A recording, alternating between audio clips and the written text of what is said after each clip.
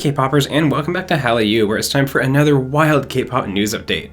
As you'll see, I've completely revamped the look of the news videos starting this week as well, so definitely let me know how you like these changes down in the comments. This week we saw a continuation of the bullying saga, including a crazy back and forth involving my bias group April, Spotify losing a huge swath of K-pop songs from Kakao M, tons of BTS updates including another all-time record, and of course, lots of great new releases. Before we get started, a quick thank you to Hallyu's honorary producers. Hallyu's patrons get to show off their bias group right here in every video, they get to have their say in future videos and projects on the channel, and they get access to the official Hallyu Discord server where they can chat about K-pop and even listen to it together. So if you want to leave your mark on Hallyu and be a part of our growing community, come join us over on Patreon. Alright guys, let's jump right in. This is your K-pop news update from March 7th, 2021. Alright, now let's start by talking about the continued fallout from last week's explosion of bullying allegations in K-pop. And like last week, the majority of it centered around one individual in particular, which we'll get to shortly. But first, let's talk about 17's Mingyu because we got an extremely detailed and thorough statement from Pledis Entertainment at the start of this week. Pledis started by sharing that they've been doing their due diligence investigating the alleged bullying, saying, quote, "Our company has contacted the parties involved through a variety of methods to ascertain the facts of this issue. We are still in the process of reaching out, and we have spoken with numerous acquaintances of the artist, including his classmates. They have since dismissed the allegation that Mingyu bullied a disabled classmate as completely false, and are continuing to investigate and speak to anyone who's comfortable sharing their stories." Pledis then shared that Mingyu is temporarily suspending his activities and has entrusted Pledis to continue fully investigating. So it sounds like while this issue isn't fully resolved just yet, Pledis has been able to debunk several of the allegations so far. And with that, let's pivot to I-DLE Soojin, who was also the focus of bullying allegations last week. The big news here is that Soojin has also temporarily halted all activities this week. Cube also made a statement this week which said in part, "We checked the situations listed in the accusations with Soojin's school, teachers, and several classmates. In our confirmation process, it is true that there were quarrels between Soojin and the student, but no other statements claimed by the author of the post were confirmed." Interestingly, they also shared that many of the posters wouldn't meet with the label, suggesting that all these stories were blown out of proportion even if there was a grain of truth to them. Seo, the actress who was bullied by Soojin, also made a post that she's trying to heal and forgive and move on. And now we've gotten to the centerpiece of this week's scandals, which all revolve around Hyunjoo, the former April member.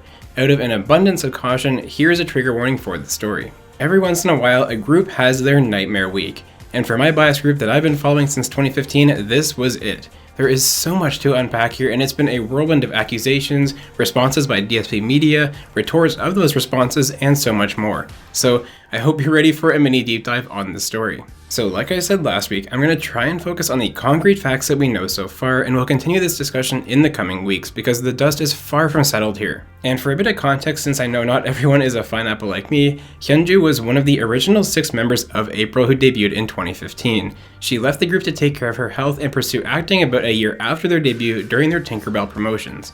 So this all started when a netizen who claimed to be Hyunjoo's brother came out and said that the real reason Hyunjoo left April back in 2016 was because of group bullying from the other members in the group. Speaking about Hyunjoo, her brother said in part, "She was severely harassed and bullied in the group and suffered from panic attacks and breathing difficulties. Eventually, she even tried to take her own life." He also went on to explain that it was the company's idea to say the reason for her leaving was to pursue acting, though I do want to interject here and say that it does seem odd that Hyunjoo would stay in DSP Media all these years if this was all true and as severe as it's being portrayed. Now, DSP did issue a statement in response to this where they denied any rumors surrounding why Hyunjoo left the group and maintained the original reasons involving Hyunjoo's health and desire to be an actress as those reasons. However, this same poster came back refuting DSP Media's statement and doubling down on the allegations with more specific instances, and that's when things really started to escalate. DSP then issued a second, very detailed statement addressing each of these incidents on their own, and shared that they'd even gone so far as to check CCTV footage that would have proven one of the allegations. Then, a day later, we got the shocking news that DSP Media, in a third statement, is now suing Hyunjoo and her family for defamation. In this new statement, DSP shared that they had met with Hyunjoo and her mom twice and said, quote, "Hyunjoo insisted on her one-sided claims that she was the only victim and demanded a statement that was not true. Despite this, the agency wanted to continue discussions with her. But after the person identifying himself as Hyunjoo's brother uploaded another one-sided post in the early hours of March 3rd, we determined that the situation could no longer be resolved through dialogue." Finally, they ended the statement by saying, "From now on, we will be taking strong legal action in both criminal and civil lawsuits against Hyunjoo as well as her family members and acquaintances who have spread these allegations online." Suing someone who is still technically in your label as an artist is about as serious as you can get. So does this mean that DSP's side is likely true since they're going to go ahead with this knowing how much the action could damage their entire label's reputation? Or is it an extremely high-risk publicity stunt to try and take advantage of Korea's defamation laws and save themselves from more fallout? Unfortunately, I really don't think that we'll have the answer to that for a long time. Now, there have also been several people coming to the defense of both Hyunjoo and April members, so let's talk about it. I-DLE Soojin and Hyunjoo, who are both members of Uni.T alongside Hyunjoo, spoke out in support of her. Soojin also shared this post saying that she would be a source of strength for the idol. And on the other side, Yena's older sister shared a very detailed post again explaining what had happened behind the scenes, saying, quote, "There is no such thing as bullying or outcast in April. At that point in time, the members were just young kids who were unable to accept all of Hyunjoo's whims. Hyunjoo's emotionally charged actions were just another weight for her colleagues to bear within the hard job as an idol." She then went on to say, "Ultimately, while promoting their comeback on music shows, Hyunjoo said she did not want to work and disappeared. As she failed to attend 2 broadcasts, the members had to stay up until dawn to rearrange the choreography and pull through a highly intensive schedule. Eventually, the members crumbled under the stress they had suppressed. People who saw them cry during rehearsals will know. The people who were harmed by this weren't only the members." Labelmate Ajax's Yoonyoung and April's former hairstylist and current makeup artist also shared similar stories of the group. The staffer said, "Hyunjoo had a weak body and would get sick often. She would frequently inhibit the group's promotions because of this. She would disappear from her schedules randomly and create difficult situations for the other members. It was heartbreaking to watch the other young members deal with the aftermath. The girls overcame those difficult times to become a new version of April, and they have been doing better for themselves. My heart ached seeing all the negative things being said about them." So, there are clearly strong opinions and detailed stories on both sides of the argument right now, and frankly, I think it's just too soon to know what the real truth is. Regardless of that though, as you can imagine, there's already been fallout here. Naeun is big in the beauty and modeling space, and she has already had her advertisements halted. Additionally, Naeun's scenes in the most recent episode of Delicious Rendezvous were also edited out. As hard as it is for a die-hard fan of 6 years to not jump to conclusions on either side of this issue, I have to follow my own advice and do just that, and I think we should all give this some time. I just hope that when the dust settles, the group is still in one piece. Now, just like last week, I think we need Brave Girls to cheer us up, and boy have they got some good news as the best underdog story in recent memory in K-pop is continuing to unfold. The momentum just keeps building for these girls. In case you missed it, their song Rollin, which came out 4 years ago in 2017, skyrocketed to #1 on the Bugs chart last week after a viral video came out of their performances. After an update to their album cover to prevent any bans, because if you don't know, this original song was hit with the ban hammer hard on original release, the girls are now getting ready to promote on music shows once again 4 years after the song came out. If Brave Girls were to win a music show on this next set of promotions, it would be arguably the best underdog comeback of all time in K-pop. EXID did perform a nearly identical feat, but their return to music shows was less than a year after the original release of Up and Down. So let's all give support to Brave Girls this week and see if we can make some history. Now, if you woke up on March 1st and were shocked by how many of your favorite K-pop songs were missing from Spotify, you are not alone. A huge number of K-pop songs from countless big artists disappeared from Spotify overnight, and the reason was what appears to be a breakdown of negotiations between Spotify and Kakao M, who is a huge distributor of music in Korea. Spotify has made an official statement that addressed 2 main points, the first being that this is not related to them launching their service in Korea recently. The second point was that their contract with Kakao M expired on March 1st, meaning they couldn't share the music from artists who use Kakao M anymore. Spotify said, quote, "We have been making efforts in all directions over the past year and a half to renew the global licensing agreement so that we could continue to make Kakao M artists music available to all fans around the world, as well as our 345 million users in 170 different regions. However, in spite of this, we were unable to reach an agreement about renewing our global license." Kakao M responded by saying that they want their overseas contract to renew, but that Spotify wanted both the domestic and overseas contracts to be done together.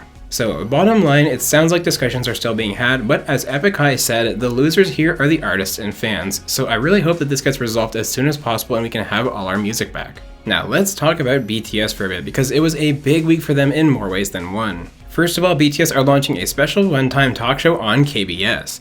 The news show will be called Let's BTS, and it will be airing on March 29th. It'll have special performances, unseen footage, guest appearances, and more, so get hyped. The IFPI, a global recording industry organization, has also ranked BTS as the best-selling artist of 2020 in the entire world, beating Taylor Swift at the #2 spot. Billboard has also bestowed the honor of Greatest Pop Star of 2020 on the Bangtan Boys, an award which in recent years has been given to Ariana Grande, Drake, and Ed Sheeran. BTS have also renewed their partnership with UNICEF's Love Myself campaign, which promotes self-esteem and well-being. As part of this commitment, the boys and their label Big Hit will donate $1 million as well as proceeds from their Love Myself merchandise and some proceeds from the Love Yourself album sales.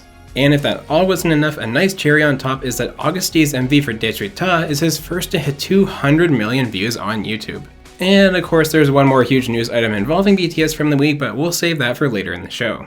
Alright, now it's time once again to enjoy all the fantastic new K-pop songs that we got this week. Let's kick things off with I-DLE, who are back ahead of their Kingdom appearance with this intense song called Fireworks, I'm the One.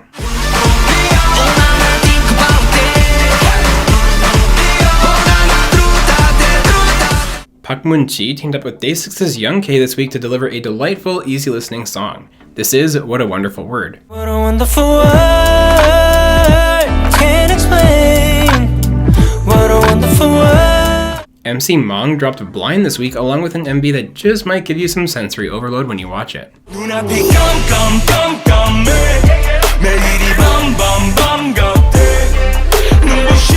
Very Very find themselves on a mind-bending journey in their latest comeback, Getaway.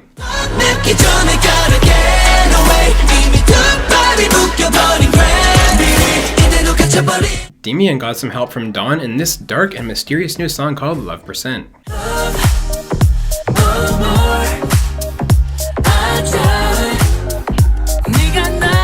Girl group Grayish released Blood Night this week, a paranormal-inspired MV that deserves far more than the 30,000 views that it currently has.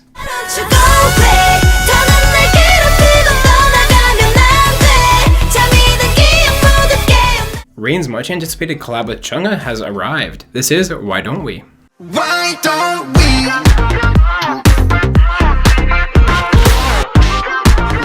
Gemini and Jay Park dropped Trip, a minimalistic but effective comeback from the rappers.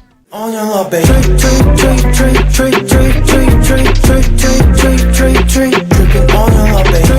Brand new girl group Azer had their debut this week with the song Elegante, a song that does a lot musically with very little.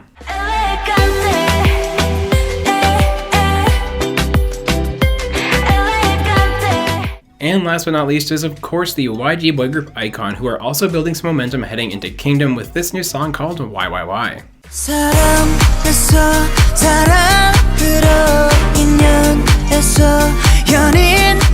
As always, let me know what your favorite songs from the week have been down in the comments. My pick for this week is Azer's debut. I really recommend checking out the full song here, as the clip that I showed doesn't really do it justice. The way it conveys its tone without sounding empty and how it transitions that sound from verse to chorus really impressed me on my first listen. And now back to the news, where we found out that EXO is working on a new album for their 10th anniversary.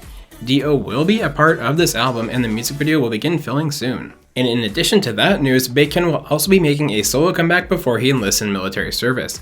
He'll be dropping a new solo album late this month for EXO-Ls to enjoy.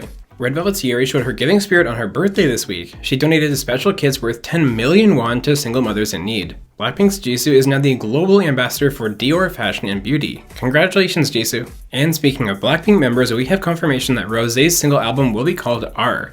Rosé reportedly chose the first letter of her name as a symbol of a new beginning as a solo artist. We got some good news for fans of SF9 this week. The boys have renewed their contracts with FNC Entertainment. SM Entertainment pulled another SM this week when they announced that Yeri's Room Season 2 had been cancelled due to, quote, unforeseen business circumstances. And if that sudden announcement wasn't bad enough on its own, it came out on Yeri's birthday. It's unclear at this point if the show will pick back up in the future or not. Alright, now let's talk about what happened on music shows, and this week was just amazing from all angles. Boy group On and Off kicked off the week with their first ever music show win as a group, taking the win on the show for their song Beautiful Beautiful with an absurdly high score.